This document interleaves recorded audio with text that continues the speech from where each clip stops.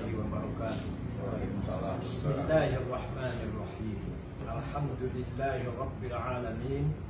Wassalatu wassalamu ala sayyidina Muhammad asyrafil anbiya wa khatamil mursalin wa ala alihi wa sahbihi wa man tabi'a hudah bi ihsanin min yaumina hadza ila yaumin nahdati waddin. Bersyukur pada hari ini kami Persatuan Ulama dalam keadaan sehat walafiat, tidak ada kekurangan sedikit pun, tidak ada halangan apapun. Kesempatan ini akan kita manfaatkan untuk menanggapi situasi yang sudah mulai menghangat, merespon rancangan undang-undang HIP yang sedang digodok di DPR.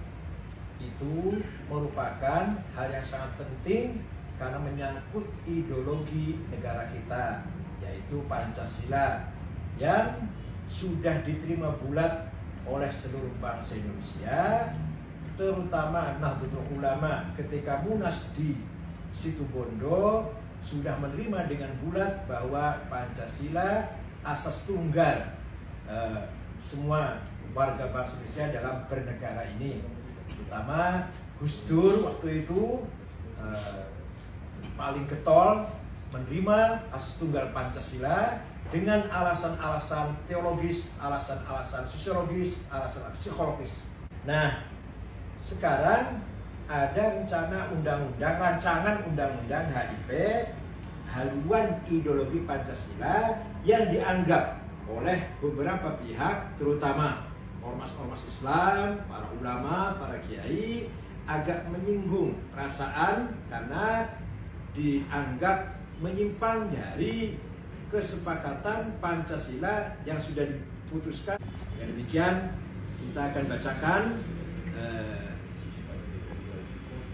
bacakan sikap PBNU secara resmi yang akan diantar dulu pembukanya oleh Ketua PBNU Bidang Hukum, Bapak Kiai Haji Robikin M. Has M. Hung.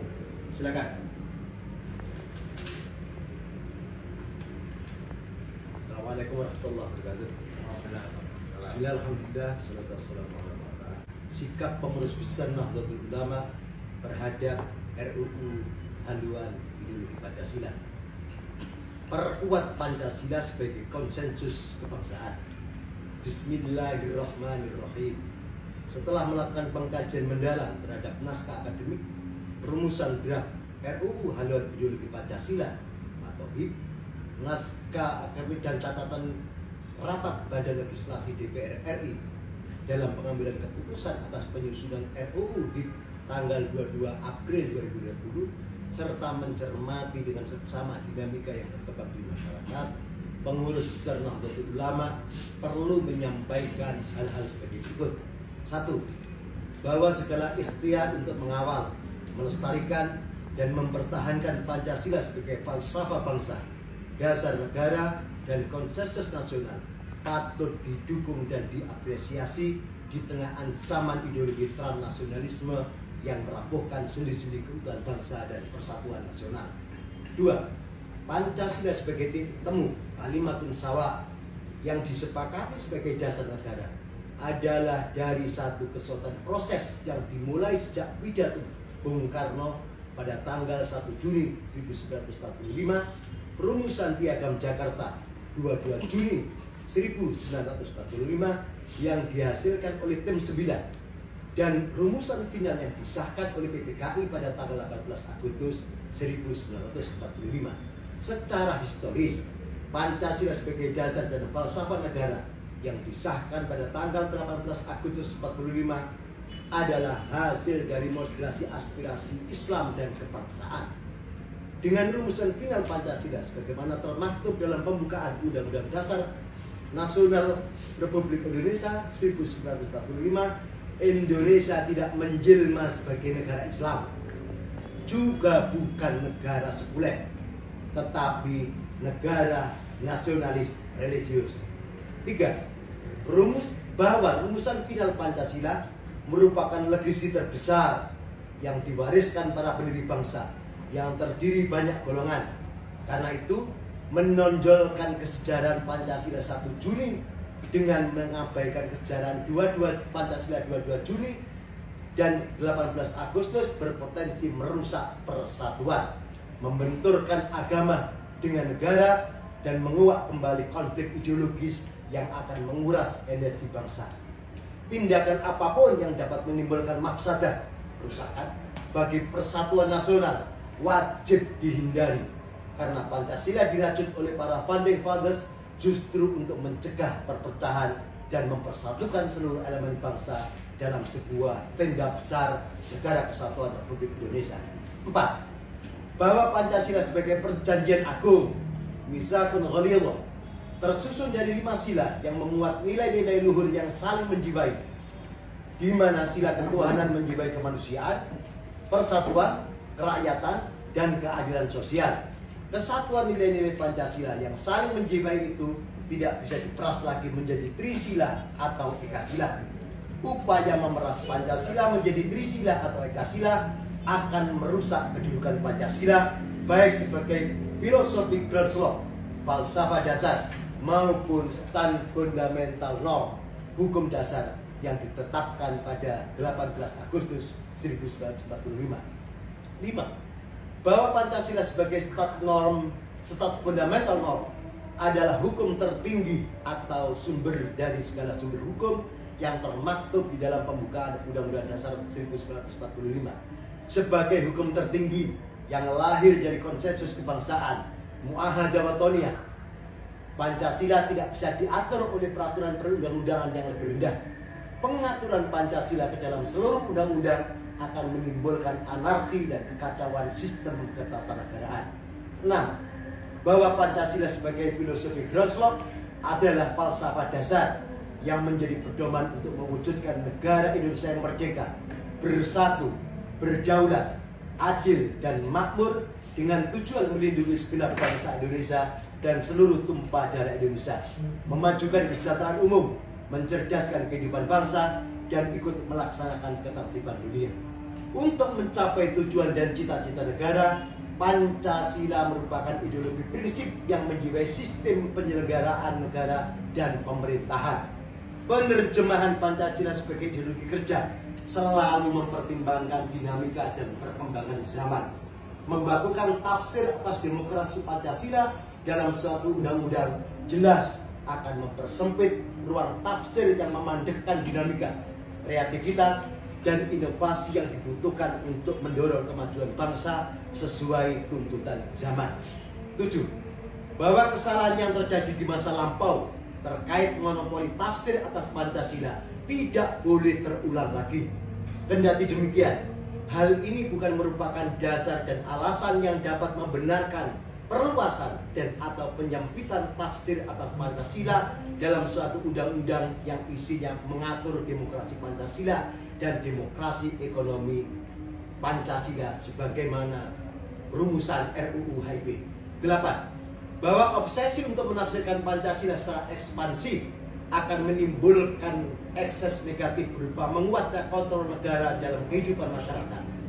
Penguatan eksesif kelembagaan BPIP dapat melahirkan kembali BP7, Badan Pembinaan Pendidikan Pelaksanaan Pedoman Penghayatan dan Pengamalan Pancasila di zaman Orde Baru yang prakteknya menjadi alat cengcor ideologi masyarakat. Pancasila yang terlalu ambisius akan kehilangan roh sebagai ideologi pemersatu yang pada gilirannya dapat menimbulkan benturan-benturan norma dalam kehidupan masyarakat. 9. Bahwa setelah mencermati dengan seksama naskah akademik dan draft RUU haluan ideologi Pancasila serta rapat Badan Legislatif DPR, maka PBNU menyampaikan penilaian. 1. Pasal 3 ayat 2, pasal 6 dan pasal 7 bertentangan dengan Pancasila sebagai konsensus kebangsaan. 2. Pasal 13, 14, pasal 14, pasal 15, pasal 16 dan pasal 17 mempersempit ruang tafsir yang menjurus pada monotafsir Pancasila. 3. Pasal 22 dan turunannya tidak relevan diatur di dalam RUU HIP. 4. 4. Pasal 23 dapat menimbulkan benturan norma agama dan negara. 5. Pasal 34, pasal 35, pasal 37, pasal 38, pasal 41, dan pasal 43 merupakan bentuk tafsir ekspansif Pancasila yang tidak perlu. 6. Pasal 48 ayat 6 dan pasal 49 dapat menimbulkan konflik kepentingan. 10. Nahdlatul Ulama memandang bahwa Pancasila merupakan konsensus kebangsaan yang bersifat bina. Oleh karena itu, Musyawarah Nasional Alim Ulama di Situbondo tahun 1983 dan dikukuhkan dalam Muktamar ke-27 Nahdlatul Ulama di Situbondo tahun 1984 menetapkan hubungan Pancasila dengan Islam sebagai berikut. 1.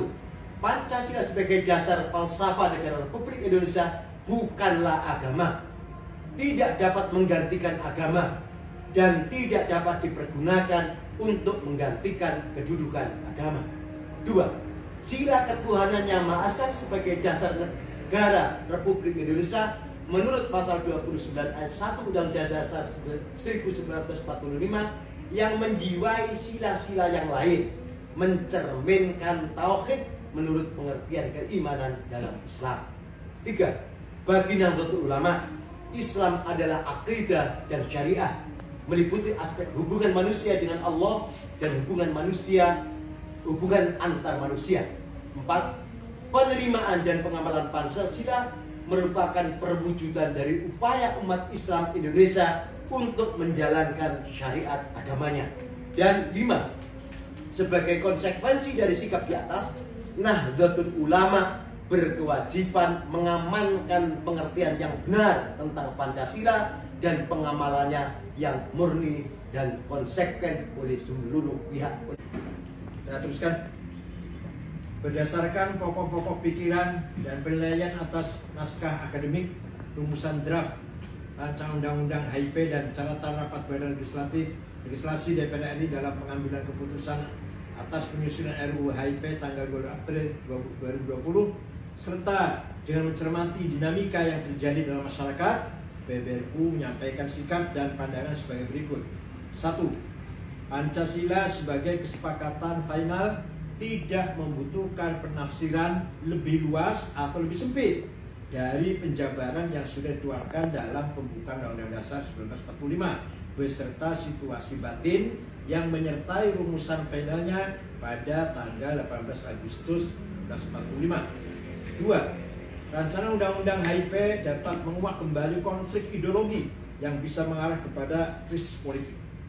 Anyaman kebangsaan yang sudah dengan susah payah dirajut oleh pandai fathers kita bisa koyak kembali dengan rumusan-rumusan pasal rancangan Undang-Undang HIP yang polemis. 3. Tidak ada urgensi dan kebutuhan sama sekali untuk perluas tafsir Pancasila dalam undang-undang khusus.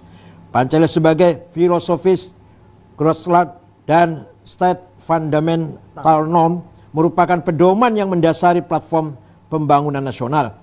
Jika dirasakan ada masalah mendasar terkait pembangunan nasional di bidang demokrasi politik Pancasila, maka jalan keluarnya adalah reformasi paket undang-undang bidang politik, legislative review. Begitu pula jika ada masalah terkait dengan haluan pembangunan ekonomi nasional yang dirasakan menyimpang dari jiwa demokrasi ekonomi Pancasila, maka yang perlu dipersiapkan adalah rancangan undang-undang sistem perekonomian nasional sebagai undang-undang payung umbrella yang secara jelas dimandatkan oleh pasal 33 ayat 5 Undang Dasar 1945. 4. Di tengah situasi bangsa yang sedang menghadapi krisis kesehatan dan keterpurukan ekonomi akibat pandemi COVID-19, Indonesia tidak perlu menambah beban sosial dengan memercikkan riak-riak politik yang dapat menimbulkan krisis politik, memecah belah keutuhan bangsa, dan mengoyak persatuan nasional. 5. Sebaiknya proses legislasi rancangan undang-undang HIP dihentikan dan seluruh komponen bangsa memusatkan energinya untuk keluar dari pandemi dan berjuang memulihkan perekonomian nasional. Sekian, Jakarta 24 Syawal 1441 atau 16 Juni 2020.